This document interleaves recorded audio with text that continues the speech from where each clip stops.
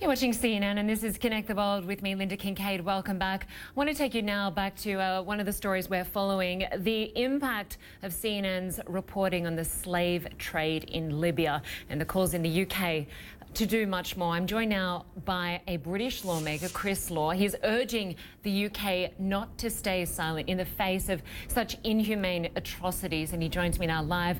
Chris, good to have you with us. You described what we're seeing as violations of human rights and human dignity that are on an unthinkable scale. How is this still happening in this day and age? And what did you make of the CNN report and the impact it's having? Well, first of all, I'd like to thank CNN for bringing this report to the world stage with regards to slavery that was going on in Libya. As we know that modern slavery is not just happening in Libya, but all over the world. In fact, the numbers by the UN is 40 million who live in enslavement, which is totally atrocious. And although the US and the UK abolished slavery more than 150 years ago now, it's only in the 1980s when the last act was taken in Mauritania. Yet today we're still seeing appalling acts of slavery, and no more so than in Libya itself. So when I saw your own report and what's happened here in the UK is it's set the debate on fire.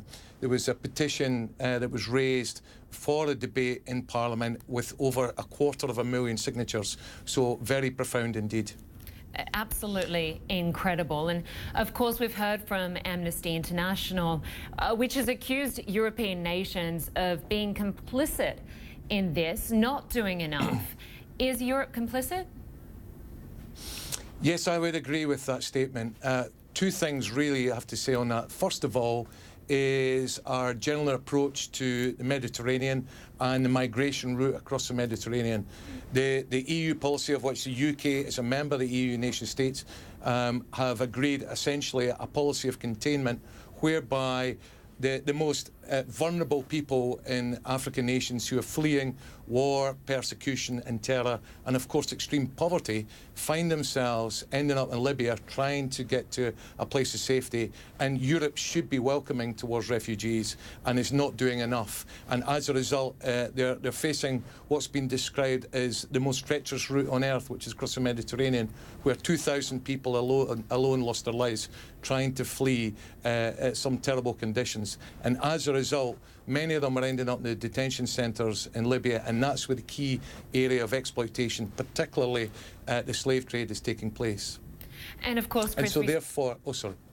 Go ahead. I was just going to say, so therefore, what the EU needs to do is to open up a legal corridor to allow those, the most vulnerable people to cross in safety into Europe, and for all nations, including the UK, to do much more to welcome those refugees to our country. Scotland, for example, is 3 years ahead in the programme in terms of settling 2,000 Syrian refugees and is prepared to do more.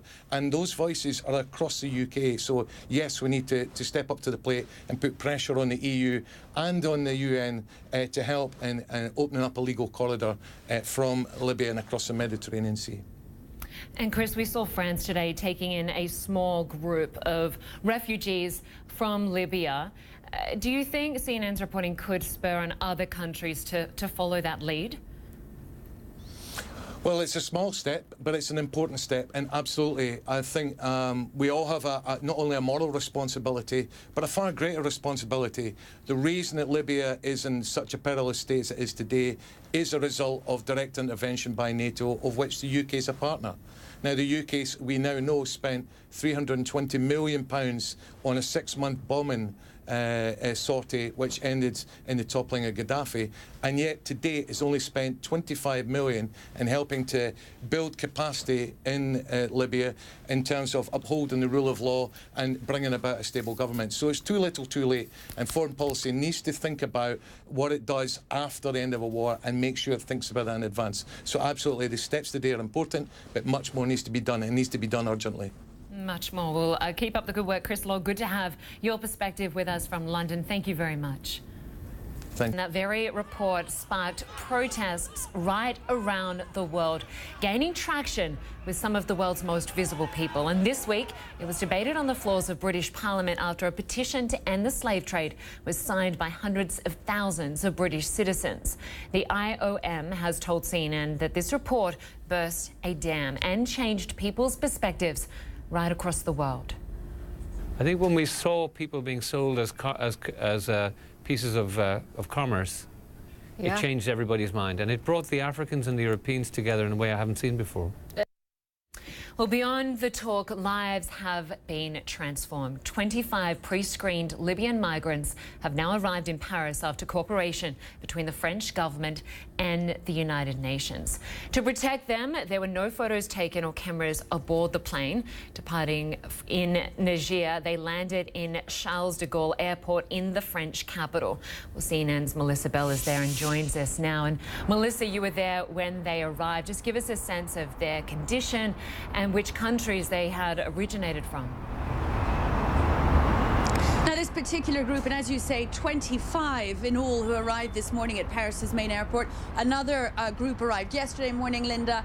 A few more will arrive tomorrow. In all, 55 refugees, since they have now been given that status, and they come from a variety of countries, from Somalia, from Sudan, and these are people who have gone through France's screening process, Linda. That's what's so radically different with anything that's been done before on the African continent. Rather than waiting for these migrants to make their way to Europe in order then to screen them and decide whether or not they should get refugee status, whether they should get that much dreamt of asylum status, well, instead the French have gone to cities like Niamey in Niger, like N'Djamena in Chad, and to deal with those asylum applications there. And with this particular group say, yes, these people will be fast-tracked. We are giving them asylum status. They are being treated as refugees, and therefore France is opening its doors. Huddled and tired, but safe at last. These are the lucky ones. 25 migrants rescued from Libya, given fast-track refugee status in Niger, and then bused to a new life in eastern France. The first of 3,000 refugees that the French president wants to take in as part of his resettlement program. Resettlement provides an opportunity for those who would otherwise not arrive in safe countries, such as in Europe. So arriving here is certainly a solution for many of refugees who are now in Niger or in Chad, and who have been evacuated from a very difficult situation in Libya. So it is a solution for many refugees, and we also hope that many other countries will follow the example France is setting with this resettlement here. It was a plea that the French president brought to the African continent itself on November 29th.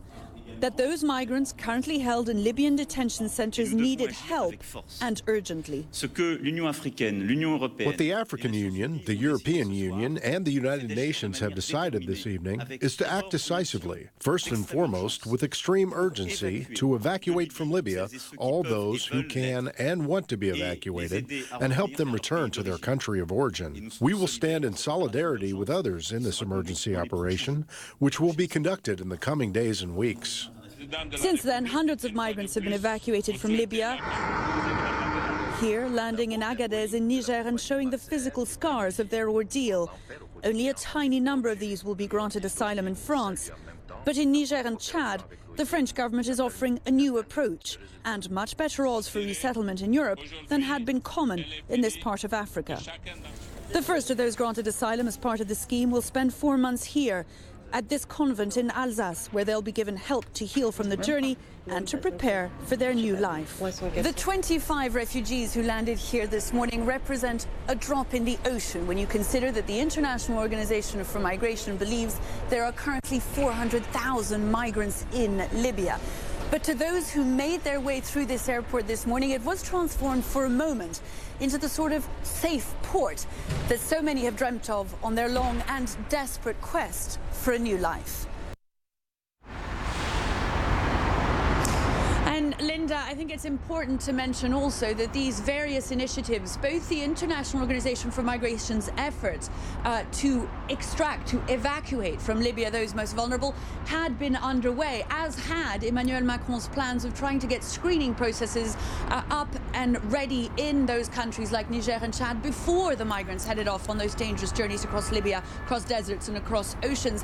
What CNN's reporting changed, what those images changed, is the sense of urgency. Flights were brought forward and the numbers now being planned to be evacuated from Libya rose astonishingly. The IOM had evacuated so far this year 15,000 of the most vulnerable migrants from Libya. It is now planning just in the next few weeks before the end of the year or in the first few days of January to take out another 15,000. And I think that is the measure of the power of those images, Lynda. Yeah, certainly very powerful reporting. Melissa Bell, good to have you with us from Paris. Thank you very much.